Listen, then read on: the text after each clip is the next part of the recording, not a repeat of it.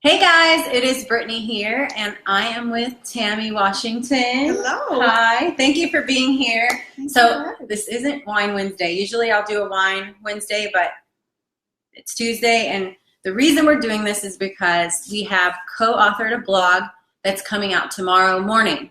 So, if you are not already subscribed, please go to my website.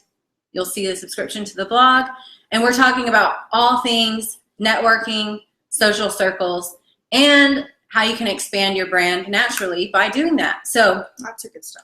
Tammy, tell me a little bit about your first networking experience. And because we're talking about the coterie as well, what inspired you to start that? I think that my first networking experience was probably with Yelp. I'm very introverted, and so I've always shied away from meeting people, and small talk was just like death served on a platter to me. I really didn't enjoy it. And so it was a New Year's resolution for me to kind of get out and stop being that person. So I went to a Yelp Elite event, and I was so surprised at how easy it was to talk to people.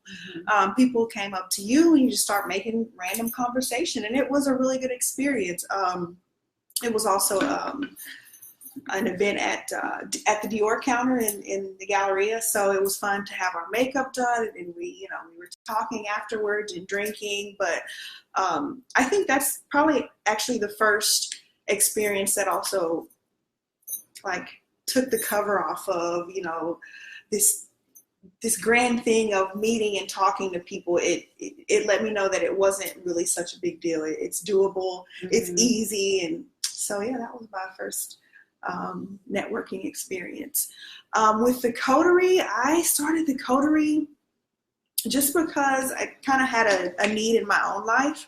I have a really good group of core friends that I've known for a very long time, but just life just takes us all in different directions. We have kids, we get married, we move to other cities. And so I wanted to meet people.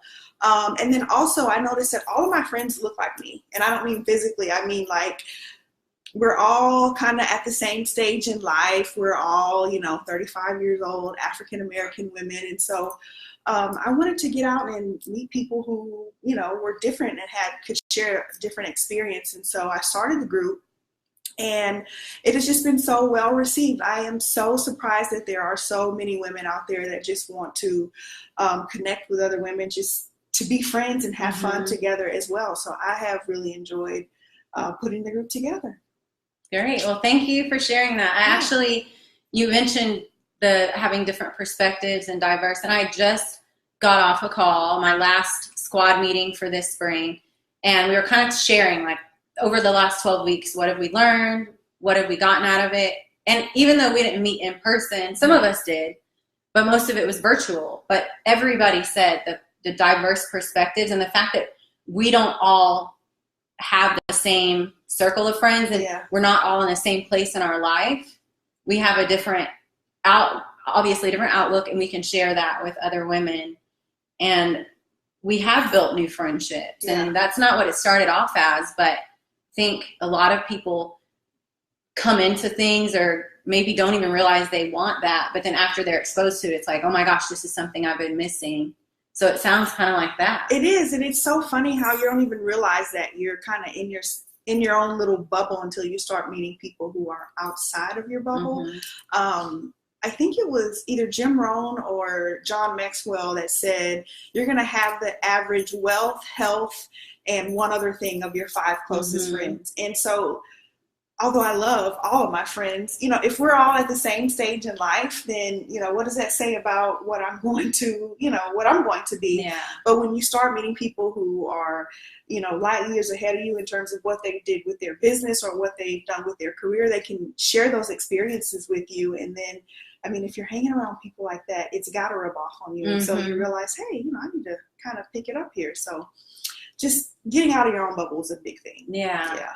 So I'm sure that a lot of people who tune in or watch the replay are going to be able to resonate with that, because I know for me, I have made a lot of new friends, but I've also seen a lot of people and I hope I don't offend anyone that I went to high school with, but some of y'all are still hanging out with the same people you went to high school with. And not that that's a bad thing, because if you're doing something and you maybe start a business or you're evolving together, that's great. And I've seen some of that, but then I've also seen people who are just working and doing the same thing and hanging out with the same people. And it's true, you do kind of become that average of who you're around. Yeah. And, out of my core group of friends, 3 of them were friends that I have known since I've been in middle school. And I think you brought up a good point when we were talking one time, is your core group of friends, although they're your ride or dies, they have a tendency to keep you in, you can't do that because of this thing that you did like 15 years ago, or girl, who are you kidding? You can't talk on camera or whatever it is. They don't give you the opportunity to kind of spread your wings and try new things. And so, like I said, they're your ride or die. They're definitely your core, but you have to have other people that you can, bounce ideas off of and brainstorm and collaborate with. So, yeah, and that's true. We do have some friends, they see us for who we are and who they know us as. And I've had some people, even with what I'm doing, writing and blogging and starting up just a coaching consulting thing, people wonder, what are you even doing? And then it's hard to see what someone's potential is or what their vision for their own life is if you only see them in a certain way. And so it is important to expand and grow, because I'm sorry, but whoever we are currently hanging around and seeing us, that is how they know and remember us. And even if we change and evolve, they're always going to remember that. Yeah, and there's going to be a limiting belief about like what you're capable of doing. So it's kind of like how a mother always sees their child as their baby. It's like, Mom, I'm like 40. Yeah.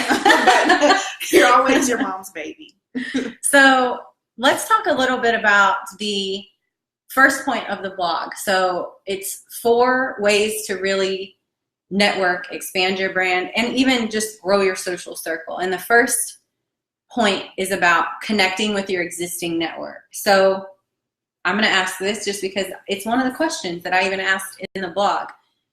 If you have a LinkedIn profile, or you have a Facebook page or an Instagram is maybe not so great because people just follow everybody, but Facebook or LinkedIn, how many people on your friends list do you personally know, or have you even spoken to or sent a personal message, not like, but an actual message to say, hey girl, how are you doing? Or hey, so-and-so, I'm working on this thing. I'd love for you to share your opinion if it's a LinkedIn thing. So how many people would you say that you really have connected with or networked with that you already have a connection to? I probably could do a lot better at that, because I'm going to come up with a big fat goose egg.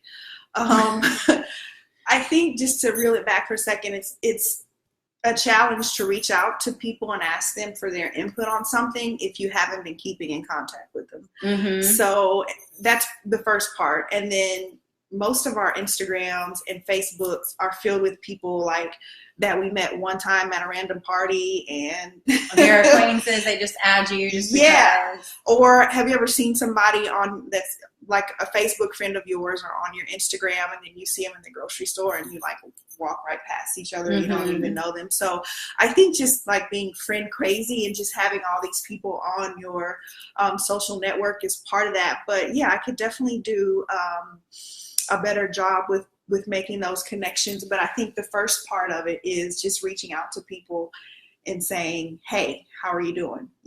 And so then it makes that connection when you do want their feedback on something, or you have something you want to share with them, or you want to invite them to, it's not like you're just this random person coming out of the woodwork. You've kind of built that connection. So yeah, I've seen a lot of that lately. And I love network marketing, but there are some network marketing people. It's like, oh, buy my oil, buy my hair product, buy this thing and that. And it's like, you haven't even ever messaged me before to like just say hi. Or how's your dog doing? Because I'm always posting about his sad little life. But you're going to email or message about something and we haven't. So yeah, that connection means a lot to even get, in my opinion, the respect, or to even earn the right to ask me. Absolutely. And Andrew Friselli, is a motivational speaker, and he says that every day he will go to the last person on his text list that, you know, that person you haven't made contact with in 6 months or a year, and just send them a text that says, hey, how are you doing? Just reaching out, no rush on the reply, just saying hi. And, you know, sometimes people respond, sometimes they don't, but I think that's a good way just to kind of say hi so that, you know, you're not just this random person coming out of the woodworks when you want to reach out to them. So that's a good tip. So yeah, connect with your existing network. I mean, you already have them. It's not like you're sending a friend request or a new connection request. Yeah. So, I mean, I could definitely be better about that too. And that is a good point. A lot of people might ask, and there's so many ways, and I love systems, even for remembering to call my mom or, you know, hang out with certain friends or just text people, because life happens. Everybody's busy. We all get really just inundated in our day-to-day life, and it's hard. And 5 months go by and you're thinking, oh my gosh, I haven't ever reached out to this person. But even if you get a system in place to remind you, or there's all kinds of tools to even do that, go through a friends list, go through your phone, and just, like you said, that's a really good tip, you know, like just, hey, I'm just checking to see how things are going. We haven't talked in a while. If they don't reply, whatever, but at least you've reached out. And you can't ever make assumptions about why somebody didn't respond back. Yeah, absolutely. Because I'm guilty of that too. Sometimes I see it, I'm you like, read oh it yeah. and you never get back to it to respond. And then a week later, I'm like, oh crap, I never responded. But it wasn't because I didn't care. It was just busyness. But what matters is that you reach out and you make the connection. And another thing before you move on that I'm doing this year is sending out handwritten birthday cards too. I know we all say, oh, I'm horrible with birthdays, but there's really no excuse because we use an app for everything. And you can put your friends' birthdays in your phone and then you just send them a handwritten birthday card. I mean, you'll be surprised. So how do you get their address? Do you ask them for that? Some of them already have. If not, I'm like, hey, I just want to send you something. So I put all of their birthdays in at the beginning of the year. So nobody suspects anything. So by the time that they, you know, that their birthday rolls around, they've totally forgotten that they gave me their address. And yeah, that's a good idea. Yeah, and I can't tell you how much joy people get out of a handwritten birthday card. So I'm used to getting the text like, hey, can you send me your address? And then I'm like, well, there's a baby announcement, a wedding announcement, some sort of life event about to happen. Yeah. But it's always so predictable. Yeah, it's like, if I send them, you know, hey girl, can I have your address? What are they? No, I'm not pregnant. No, I'm not getting me. I wonder what they would think. I can't tell you now what you'll see in 5 months when your birthday rolls around.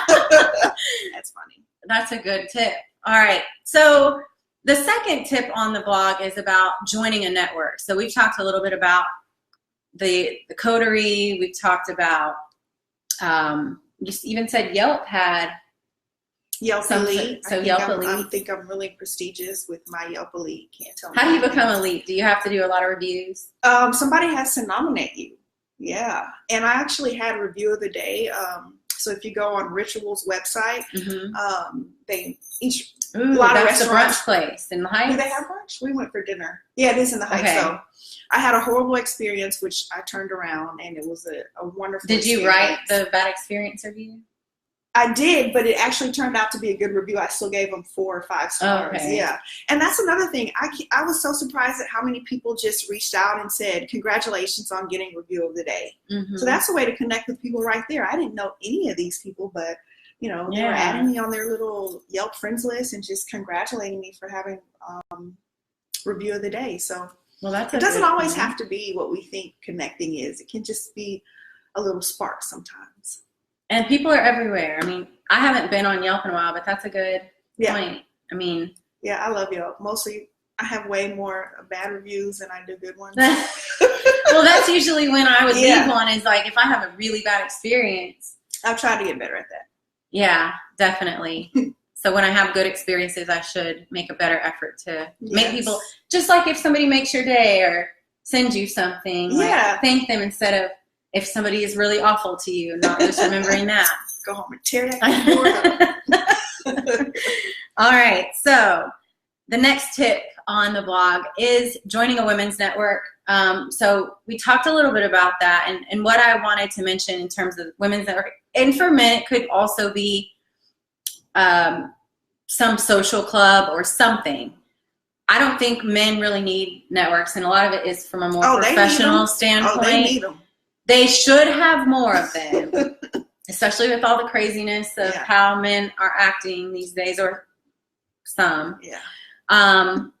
And joining a women's network for me really did change, not just from a career perspective, but also some of the people that I've met. And it has helped me to even be of better value to my existing circle and my friends. So what is your experience, I guess, with a women's network? Have you been part of one professionally, outside? Yeah, funny you should ask, because we met through a That's true. So no, we worked together before that, and we saw each other in passing, but I think we really connected with our women's network at work. But it was a very educational experience for me. Again, it got me out of my bubble. So it was an opportunity to work with women that were in much higher positions than I was, women that I would probably be intimidated to be around. It also taught me a lot about corporate structure, how to handle yourself in various corporate situations. Not like I was just some ghetto chick, like at work or anything, but there's sometimes somebody calls you to the carpet and you got to deal with that, in a professional way. And so I learned a lot of that in our professional network. And then I was really surprised at how many people you meet that can facilitate your next move from where you are to where you want to be. So, every connection doesn't have to come with a benefit right then and there. Yeah. And they usually don't. Yeah, exactly. I interviewed for a position like a year later, and the person that interviewed me, guess what? We worked together in our professional network. So, definitely try and reach out and get something like that. Even if you don't work for a large company that has something like that, I know that there are tons of organizations, that you can go to in the private sector that basically do the same thing. Yeah, and that's a good point. Networking doesn't always pay off immediately. You're not going to meet somebody and then right away they're going to be able to put you into a position or give you a job lead or professional advancement of some sort. And usually you meet someone who then knows someone who then knows someone who knows someone. And I went to a conference earlier this year in February, and somebody was telling a story about their networking experience. And now this guy speaks everywhere. I'm going to have to remember his name. But he talks specifically about the power of networking and the whole 6 degrees of separation, how that is very true, not just from how we are socially, but even professionally, and your next business opportunity or your next something could be just from somebody you met years and years ago. Absolutely. And you kept in touch with them. And in his case, he had met somebody probably 5 years prior to the point where he was introduced to someone because of that initial connection. Absolutely. So it was kind of, he had to do some drawing and map back, like how did this connection come about? And because it was such an important part of his life, that moment, he was like, I would never have known, or I never would have gotten this position or this opportunity if I wouldn't have met this person. And I met them because of this person. Yep. We're all connected. Yeah. And so it's never advised to just discredit or discount any person you come across. No. And something I love sharing always with people is you can always learn from someone. You can learn something from anybody, whether it's something you want to do better or something you never want to be like. You're going to learn something. Yeah. Bill Nye said that you can learn something new from everybody. Mm-hmm. Even if it's somebody that you would perceive as, doesn't have as much experience as you, or, you think that you may have it better than them, you can learn something new from everybody. Mm-hmm. And then also there's a stat that says something like 70 or 75 or 80% of the jobs out there, people get by who they know and not by, just going online and applying for a job. And I think we see that so much at work. Yeah. Yeah. It's all about referral. And even LinkedIn, you go out on LinkedIn and you should be asking people to write you a recommendation. And when you're actively looking for something, it's important to do that. But yeah, a lot of what opportunities come about are who we know and who can vouch for us. Because let's face it, I mean, we have so many things happening in the world, so many opportunities. The biggest thing is what differentiates you, which is all part of networking and growing and evolving, expanding your brand. Well, how are you any different than the next guy? And a lot of that comes from someone just being able to put in a good word or say, you know, I met this person because of this, and here's what I've personally seen. So it goes beyond what you put on paper. Absolutely. And more of that you can vouch for the credibility or trust, or you can say, you know, stay away. This person burned me and I would never hire them. It could be a 5-star review or it could be a 1-star review. You decide. Probably going to be 1 star if it's on Yelp. But all right. So the next point I wanted to get into was attending local networking events. So beyond just joining a network, but actually attending events. So Yelp, Elite, you know, there are these different events you go to. There is Network After Work. I recently went to some of those events. I'm not a fan, really, but I'll get into that in a second. Networking events overall. So if you've gone to any, not just with Yelp, I guess, have you gone to any after work networking events? Hell no. No. Why not? Because I feel like people don't really come there with the intent to network. Oh, please do tell more.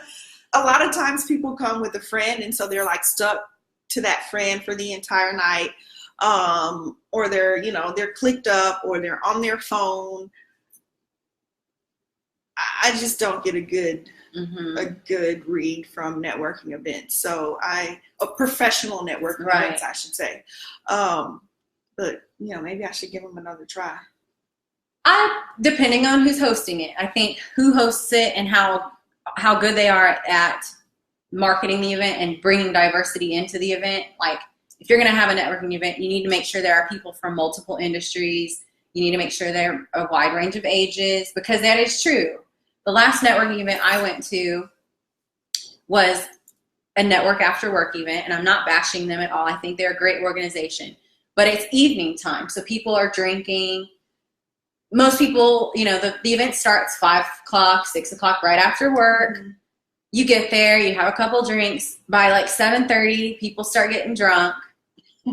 And then it becomes, and for me, not that I think that I'm the most attractive person in the world, but even other women, now all we're worried about is guys trying to hit on us and not keep it professional. Yeah. Because that's happened. I'll meet someone and I'm talking to them about what they do for work.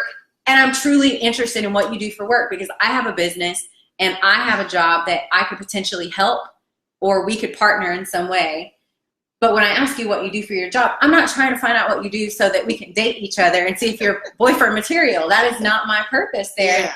I quickly have to remind people of that, and it's kind of sad. But I think the alcohol and drinking after a certain point, just people, it becomes a chaotic mess, and it's not fun. But networking events that are hosted in the morning, I love those. Yeah, because you're in people work mode. Are busy. Yeah. You go have coffee, you have breakfast. People aren't drunk. They won't, well, if they're drunk that early, there's another problem going on. But people are truly there to network. Yeah. And it's the time of day. And if you're going to make the effort to show up, it's not like, oh, maybe I'll come. Like, you're actively getting your day started earlier to make sure that you're there. And that's with a purpose. I think maybe more niche networking events. So like people who are particularly interested in real estate or cryptocurrency. Mm-hmm. I think maybe those events have, I don't want to say a better success rate, but maybe those people are truly more interested in networking than when you just have a catch-all like Network After Work, where it's just like you said, people just think that it's a social event. They're just going there to pick up women. And I mean, and I like Network After Work because they do give you, you know, when you go and register, even when you show up, you have name tags color-coded by your industry. So you can kind of see like what kind of people, what industry am I with, what industry are they with, and who do I want to talk to? Gotcha. So that makes sense, but it's not always. Yeah.